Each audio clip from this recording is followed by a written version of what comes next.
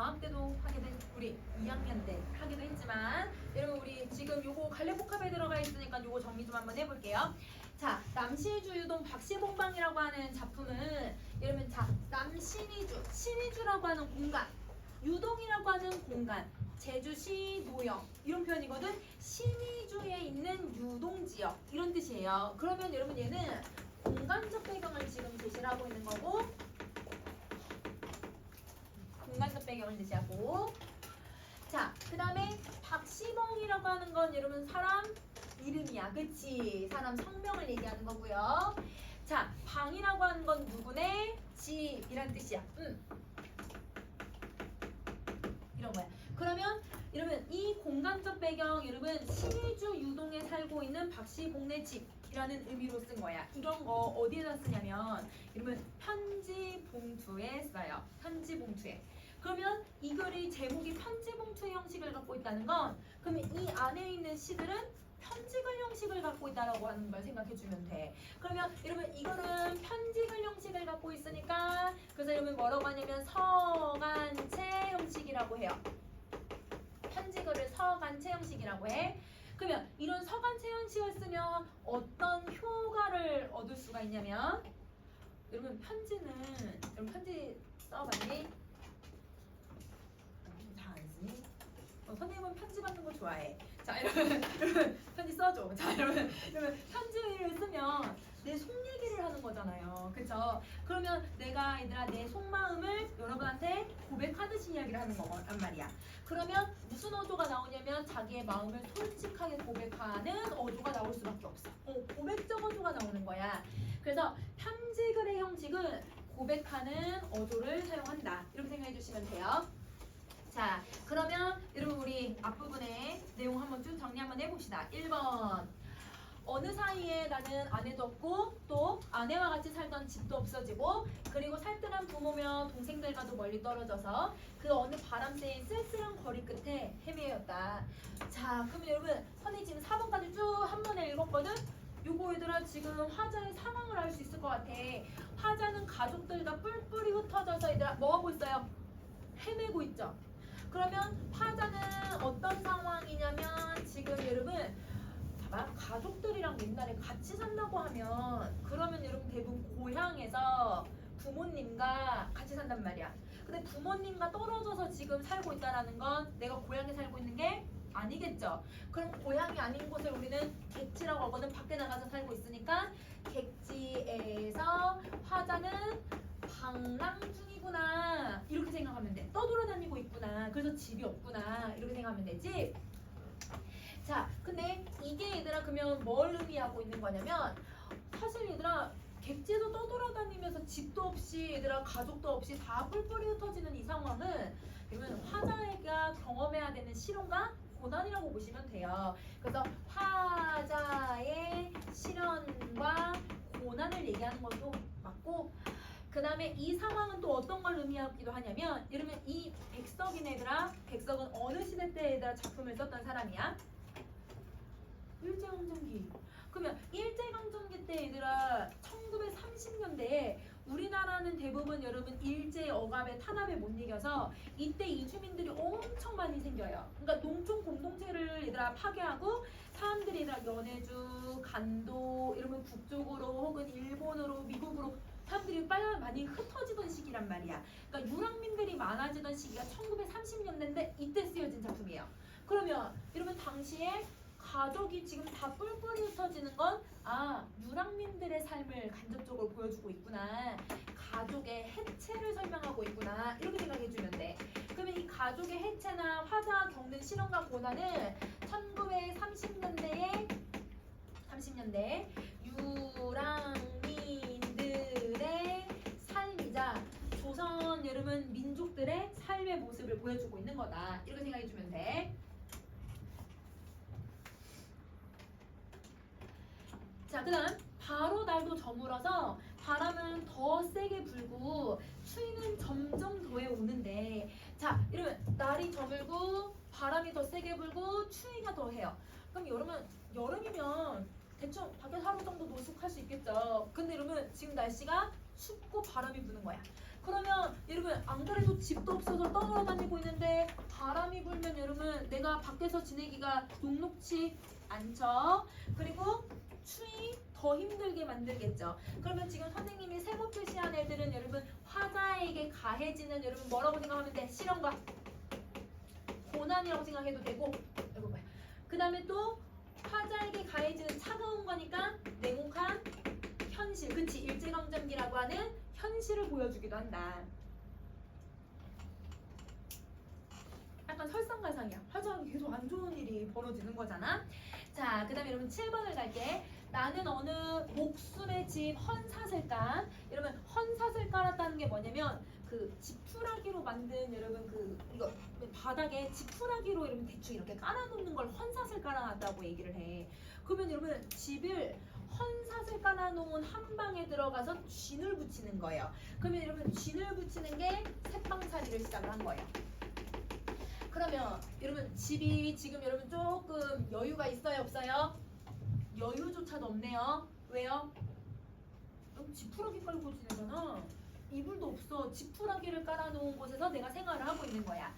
자, 이래서 나는 이 나는 춥고 누긋한 방에서 이 낮이나 밤이나 나는 나 혼자도 너무 많은 것을 생각하며 애가지. 자, 여러분 화자가 지내고 있는 이 공간 습내난데 여러분 그 혹시 안반 체육복에서 냄새나는 거 혹시 아세요? 아, 체육복 잘 빠나요? 자, 여러분 그 약간 장마철에 여러분 그 걸레 좀 아니면 옷 덜 마르면 냄새 축축한 냄새 나는 거 혹시 뭔지 알아? 꿉꿉한 냄새? 그게 왜 그러냐면 물기가 발 안 말라서 나는 냄새이기도 하고, 그리고 이런 곰팡이가 많이 쓴 집들은 이런 꿉꿉한 냄새 나. 근데 곰팡이가 왜 쓰냐면 습기가 많아서 그래요. 누긋하다가 습기가 많다라는 뜻이거든. 그러면 여러분 살기 좋은 집일까? 살기 좋지 않은 걸까? 살기 좋지 않아. 정말 열악한 환경에서 생활을 하고 있는 거야. 자, 그 열악한 환경에서 화자는 하고 있는 게 낮이나 밤이나 한결같이 나 혼자 너무 많은 것들을 생각을 하는 거예요. 그러면 화자가 생각하고 있으니까 우선은 여러분 무슨 태도를 가지고 있어야 돼? 생각해들아. 생각하는 거 무슨 태도야? 성찰이죠. 그러면 여러분 성찰을 하는데 얘들아 뭐에 대해서 성찰을 하고 있는 거냐면 여러분 내가 아까 봐봐 맨 위에서 나 가족 있어 없어? 가족 없이 다 뿔뿔이 흩어져 있지? 내 살 집 하나 있어요 없어요? 집도 없죠? 아까 위에서 여러분 나 부유해요 부유하지 않아요? 부유하지 않죠? 내 한 몸 감당하기 힘든 상황이에요. 이걸 생각하고 있는 거야. 그러면 화자는 뭘 성찰하고 있냐면 내 몸 하나 건사하지 이 못하는 처지에 대해서 이야기를 하고 있는 거예요. 내 몸 하나 건사하지 못하는구나.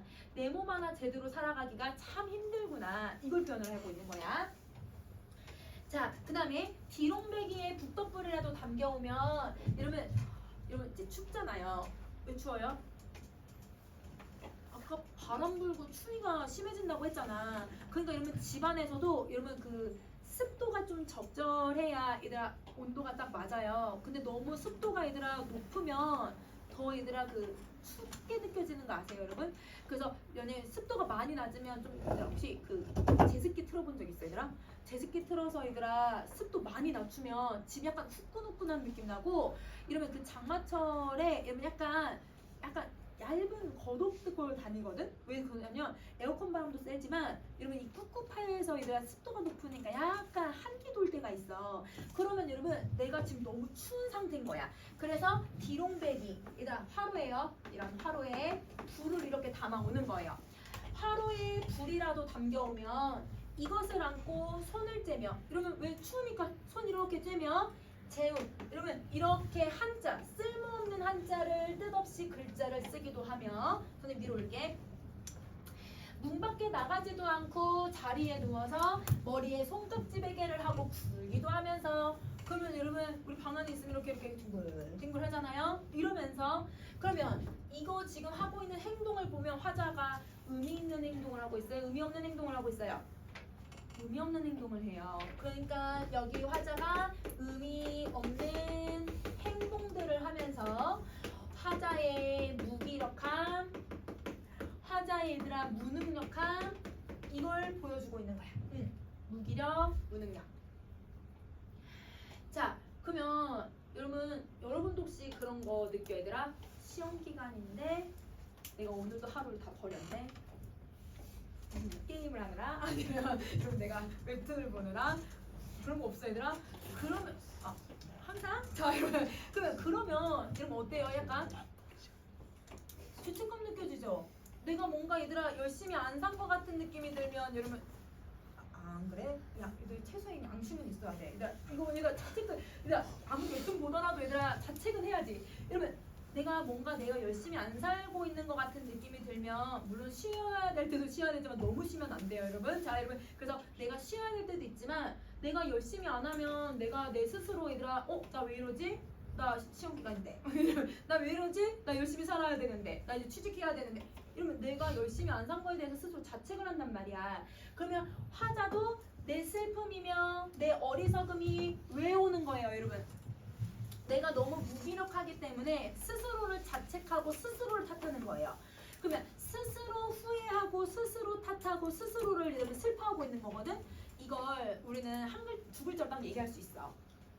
회한이라고 해. 이런 감정은 회한이야. 회한은 후회하고 한탄하다라는 뜻이야. 후회하고 한탄. 약간 자책이랑 똑같은 말이야. 아니다. 비슷한 말이야. 그러면 내 자신을 후회하면서 내 자신을 탄탄하고 나는 왜 이럴까 탓하고 원망하고 이걸 느끼면서 소처럼 연하게 여러분 소처럼이라고 했으니까 무슨 표현법이야? 지규법을 사용을 하죠. 자, 소처럼 연하게 새김질을 하는 것이었다.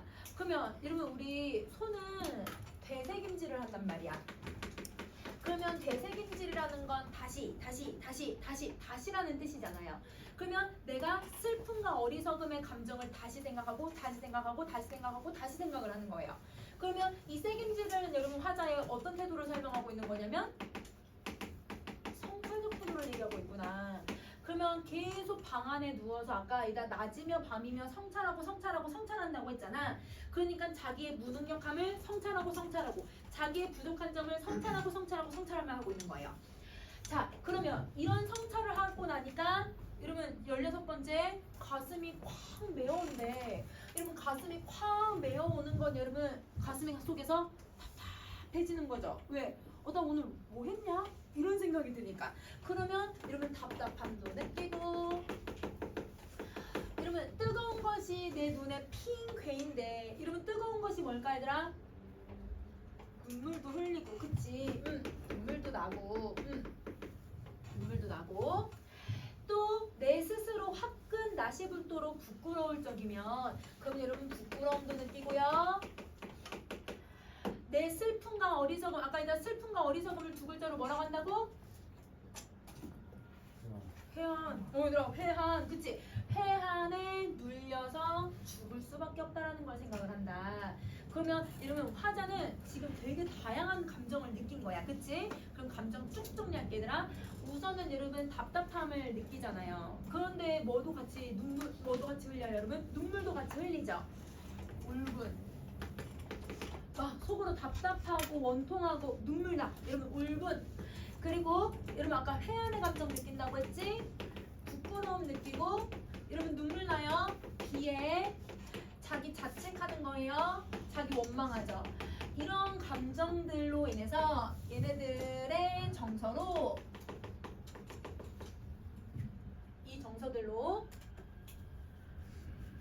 화자가 나는 죽음을 생각해야 되는구나. 그래서 화자의 절망감을 제시를 한 거야. 그래서 절망감이 극에 달해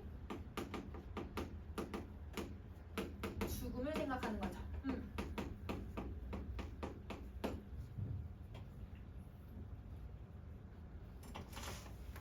그러면 여기서 여러분 바로 태도 찾을 수 있어. 여러분 죽음을 생각하고 있다는 건 삶을 포기하는 거거든요. 여러분 삶을 포기하면 여러분 무슨 태도 나오기로 했어요 얘들아? 체념. 그치? 여러분 체념이야 체념. 체념적 태도를 갖게 되는 거야. 삶을 포기해버리는 거야. 얼마나 얘들아 자기가 고통스럽고 얼마나 힘들면 자기가 죽음까지를 생각을 할까 이렇게 생각해주면 되는 거죠. 여러분 여기까지 정리 다 했니? 오케이, 자 그러면 다음 부분 가봐. 그러나 이러면 그러나란 말 들어갔으니까 여러분 여기 이제 뭐가 써야 돼요? 시성의 전환, 그치? 자, 그러나 잠시 뒤에 나는 고개를 들어 허연 문창을 바라보던가 또 눈을 떠서 높은 여러분 저 천장이야. 천정이야, 천정. 타이핑을 잘못 쳤어요. 미안해요. 여러분 천정이야, 천정. 치읓이야. 천정을 바라보는 것인데 자, 여러분 보세요. 여기 화자가 지금 뭘 하냐면 고개를 들어서 높은 곳을 쳐다보고 있대. 고개를 드세요. 여러분 고개를 들고 얘들아 천정을 본대요. 그러면 여러분 지금 화자가 아까 부끄러움의 감정을 느꼈었잖아. 근데 여러분 우리 부끄러우면 대부분 어떤 모션을 좀 하지 얘들아? 얘들아 대부분 고개를 숙이거든요. 창피하니까. 근데 그 숙였던 고개를 뭐 한다는 뜻이야 얘들아? 들고 있다는 뜻이야 이제. 그러면 여러분 지금 여기서 행위의 변화가 나타나는 거죠. 자 보세요. 시상의 전환만 쓰인 게 아니라 행위의 변화도 생기는 거예요. 그러면 행위가 변한다는 건 여러분 대응 방식이 달라진다는 뜻이거든. 대응 방식을 우리는 두 글자로 뭐라고 할까? 태도. 이러면 행동이 달라지면 태도와 정서가 달라지는 거야. 그래서 태도와 정서 변화를 여러분 미리 암시해 주는 거야. 그래서 시상의 전환도 쓰이지만 여러분 행위가 변하니까 아, 이 사람의 태도나 정서가 변할 거구나. 이걸 여러분한테 암시를 주는 거죠. 자, 이때 나는 내 뜻이며 내 힘으로 나를 이끌어가는 것이 힘든 일이라는 것을 생각을 하고 그러면 여러분 화자는요. 아, 나는 내 힘으로 살아갈 수가 없구나. 왜? 아까 얘들아 화자 하는 거 있었어 없었어? 아무것도 할 수 없었잖아. 무기력했지. 그러면 자기 자신의 얘들아 무기력한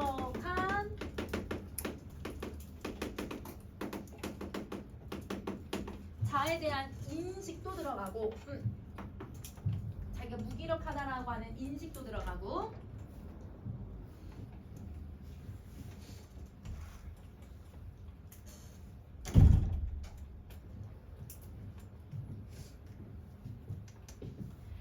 자, 그 다음에 이러면 자기가 아, 나는 이거밖에 안 되는구나.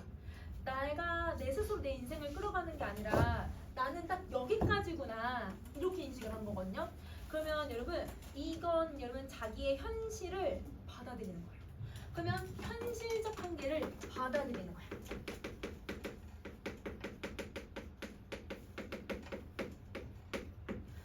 그러면 여러분 이렇게 보면 이거 되게 나쁜 말처럼 보이잖아. 아, 자신의 한계를 얘기하고 있구나. 더 노력하려고 하지 않고 한계를 얘기하고 있네. 그 부정적인 말 아니야 얘들아. 이 한계를 여러분 수용한다라는 건 뭘 얘기하는 거냐면요. 약간 여러분 이런 표현을 쓰면 안 되지만 내 분수를 아는 거예요. 쉽게 말하면 예를 들면 내 신체적인 능력은 여기까지인데 내가 신체적인 능력을 더 뛰어넘는 물론 노력해서 할 수 있는 부분도 있겠지만 내가 신체적으로 여기까지밖에 안 되는데 더 뛰어넘어 보겠다고 해봤자 내가 다치는 것밖에 안 되거든. 그럼 내가 딱 여기까지구나 라고 나를 객관적으로 보는 걸 얘기하는 거야. 그러면 현실을 여러분 한계를 수용하는 건 부정적인 말이 아니라 자기 객관화를 하고 있다는 뜻이에요. 그래서 얘는 자기가 무기력하고 자기가 내 힘으로 살아가기가 힘들구나. 그래서 자기 객관화를 제시하고 있다. 이렇게 생각을 해야 돼. 여러분 이거 부정적인 말 아니야 얘들아. 그래서 여러분 남시주동 박시공방에서 어렵게 내면 이 부분이 제일 어려워.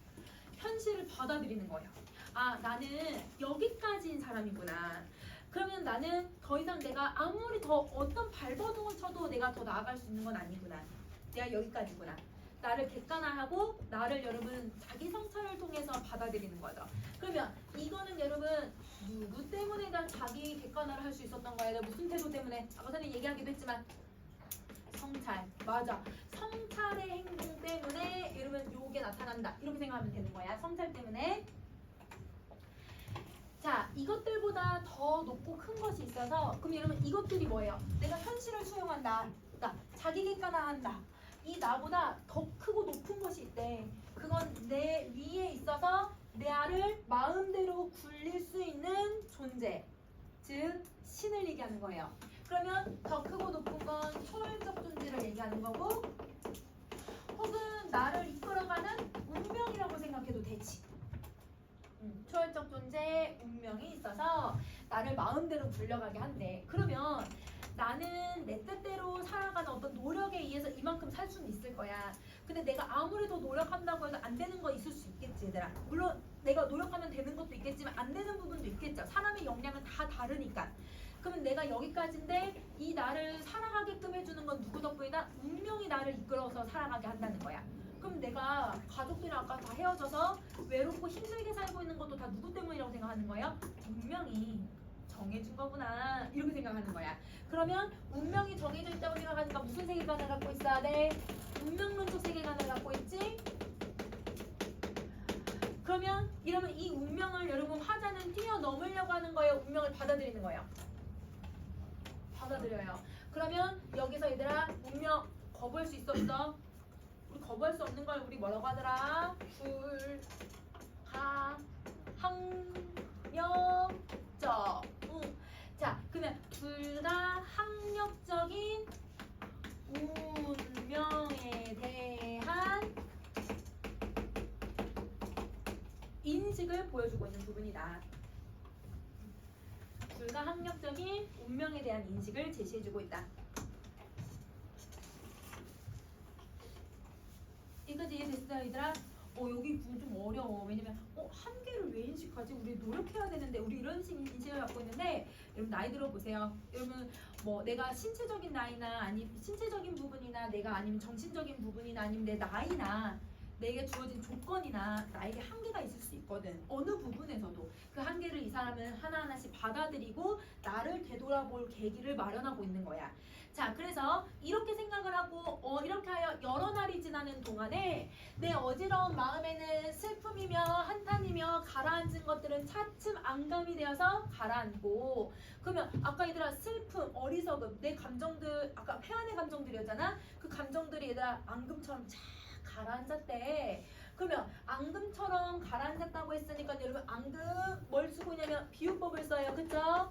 그러면 뭐가 앙금이 된 거냐면 여러분 내 감정이 앙금이 된 거죠. 그러면 가라앉았으니까 무슨 이미지를 써야 돼? 하강의 이미지를 써. 맞아. 그러면 여러분 여기는 하강의 이미지를 통해서 화자의 정서가, 얘들아 정서가 어떻게 된 걸까 얘들아? 해소된 거지, 그치? 그러면 정서의 얘들아 해소이기도 하고요. 그리고 이제 내가 운명 때문에 이렇게 힘들었던 거구나, 이걸 받아들이면 아까 그 답답했던 감정들이 해소가 되는 거야. 그러면 여러분 정서의 정화, 여러분 정화의 감정도 표현할 수 있는 거죠. 그러면 이렇게 됐을 때 화자는 여러분 정신적으로나 아니면 심리적으로나 여러분 좀 더 어떤 사람이 됐을까 얘들아? 좀 더 성숙해져요. 그래서 여러분 이런 부분들이 성숙해지고 있구나, 이렇게 정리해주면 돼. 자, 외로운 생각만 드는 때쯤, 그럼 여러분 감정은 다 해소됐는데 무슨 감정만 남아있는 거? 외로움만 남았어. 그러면 여러분 이 외로운 감정 왜 나와? 혼자 있잖아요. 가족이 없잖아요. 자기 혼자 얘들아 이 타지 생활을 하고 있으니까 그 외로운 감정만 드는 거예요. 감정이 많이 해소가 된 거네, 그치? 자, 더러 나주소네. 여러분 나주소는 여러분 저녁 무렵을 얘기를 해. 그러면 이 저녁 무렵 살랑살랑 싸랑눈이 와서 문창을 치기도 할 때도 있는데, 그러면 여러분 자 여기 이제 화자 방이에요. 화자 방이 이렇게 있어요. 그러면 여기 이렇게 창문이 이렇게 있고 화자는 여기 지푸라기를 깔아놓은 이 방 안에 이렇게 있겠죠. 그럼 화자는 지금 여러분 고개를 들어서 뭐 보고 있을까 얘들아? 아까 뭐 본다고 했었어? 하늘 문창. 여러분 높은 이 천장에 있는 이거 본다고 했거든 얘들아. 이제 하늘 보는데 이 얘들아 문에 지금 계속 여러분 살랑살랑 두드리는 애가 누구예요? 눈이 내려요. 맞아요. 여러분 여기 이렇게 막 눈이 이렇게 막 내리치는 거야. 근데 여러분 눈이 이렇게 내리는 날은 날씨가 더웠대. 이 방 안이 너무 추워. 더 추워지겠죠. 너무 추워서 그때 나는 이런 저녁에 화로를 더 다가끼며, 그쵸? 너무 추우니까 무릎을 꿇어보며. 그러면 여러분 무릎을 꿇는데, 그럼 여러분 우리가 이제 시에서 무릎을 꿇는 경우는 첫 번째 언제 무릎을 꿇냐면 내 죄를 뉘우칠 때, 죄를 뉘우칠 때 무릎을 꿇을 거고. 자, 그 다음에 두 번째, 여러분 우리 언제 여러분 무릎 꿇기도 하냐면 우더른한테 공손하게 얘들아 인사하거나 아니면 첫 만남을 할 때 무릎 꿇고 앉기도 해요. 그러면 여러분 공손한 태도를 보일 때. 자, 그 다음에 여러분 세 번째, 어떤 종교도 여러분 신에게 기도할 때는 뭘 해야 돼? 무릎 꿇고 기도해야지. 어떤 종교든. 그러면 여러분 이건 기도할 때 라고 본다면 여러분 이 작품에서는 여러분 아까 쉬는 시간을 하라는 뜻인가? 이건 우리 앉아 하고 자 여러분 하자. 죄 뉘우친다고 해도 돼? 아까 폐관에 후회하면서 반성하고 있었잖아. 그러면 여러분 이거 되지, 그치? 그 다음에 내가 또 하다가 아까 위에서 여러분 나보다 더 높고 큰 것이 있다고 했잖아요. 신, 그치? 그럼 신에게 기도한다고 해도 되겠지? 그러면 여기서 하자의 태도는 여러분 자 죄를 뉘우치니까 어떤 태도 나와야 돼? 성찰, 반성, 응?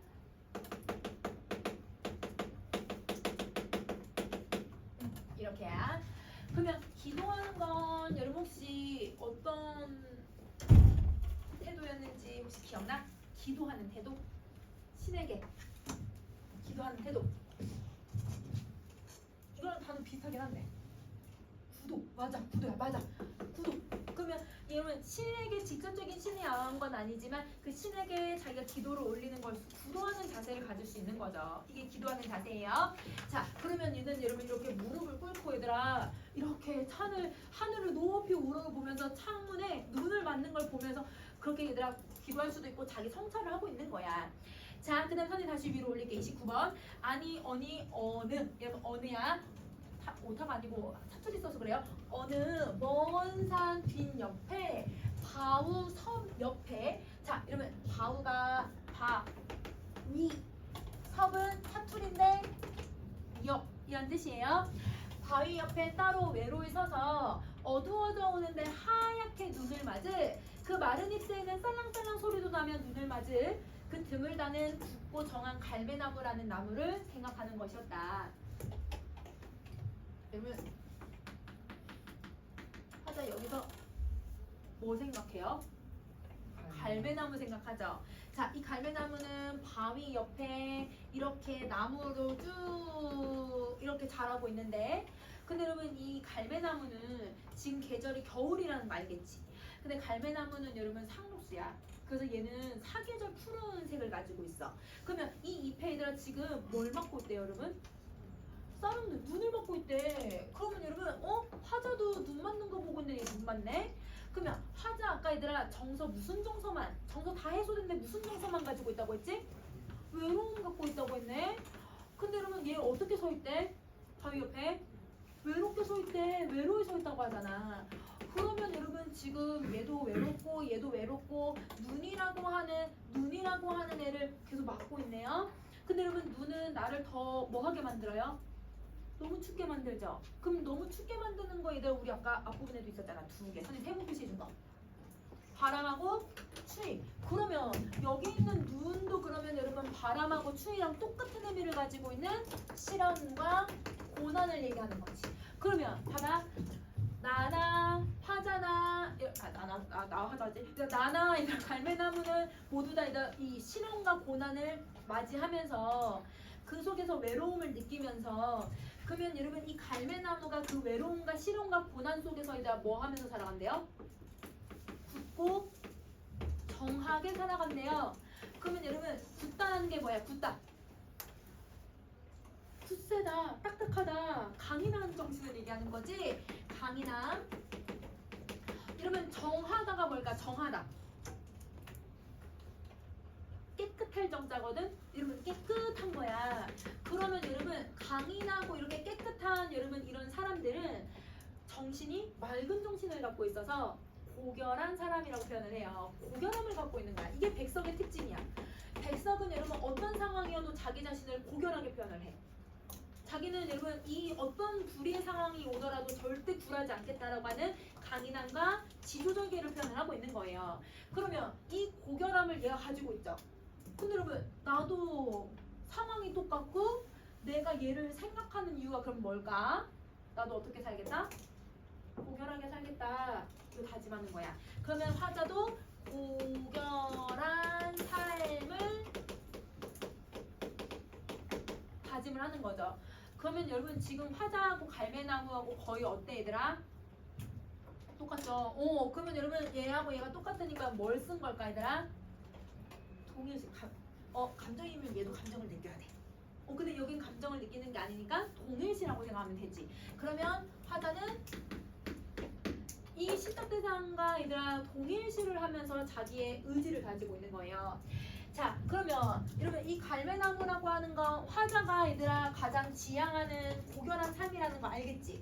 그러면 화자가 지향하는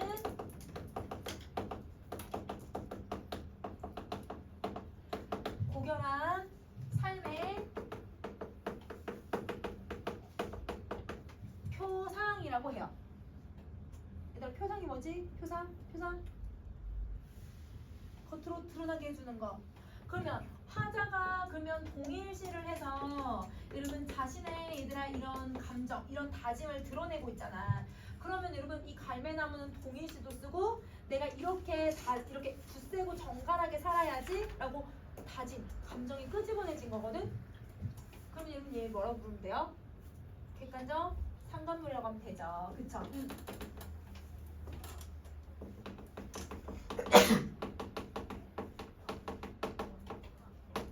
상관물이야. 그러면 여기서 우리는 화자의 태도를 정리 한번 해보자. 그러면 화자의 태도는 여러분 지금 이 시련과 고난을 뭐 해보겠다? 극복해보겠다. 그치? 극복의지를 얘기하고 있는 거야. 극복의지. 자, 그리고 여러분 아까 자기가 뭐까지도 생각했더라 얘들아. 절망적이어서 죽음까지 생각했잖아요. 그래서 화자는 절망과 체념을 하고 있었는데 지금은 여러분 갈매나무처럼 살아야지 라고 생각하고 있다는 건 여러분 절망적인 거야? 그럼 절망의 반대를 생각해봐. 희망을 갖는 거야. 맞아. 그러면 여러분 화자는 희망을 갖는 거고, 그러면 여러분 미래를 비관으로 보는 걸까요? 낙관으로 보는 걸까요? 희망이 있으니까 낙관적으로 보겠죠. 그리고 꿋꿋하게 이겨낼 거야. 여러분 이렇게 꿋꿋하게 이겨내는 걸 의연하다라고 얘기를 해. 이렇게. 그러면 여러분 얘는 시선 전환을 통해서 화자의 그 고달픈 인생의 고달픔을 여러분 갈매나무라고 하는 그 객관적 상관물을 통해서 이겨내 보려고 하고 있구나. 이렇게 정리해주면 될 것 같아. 오케이. 그러면 잠깐 쉬는 시간 하고 여러분 우리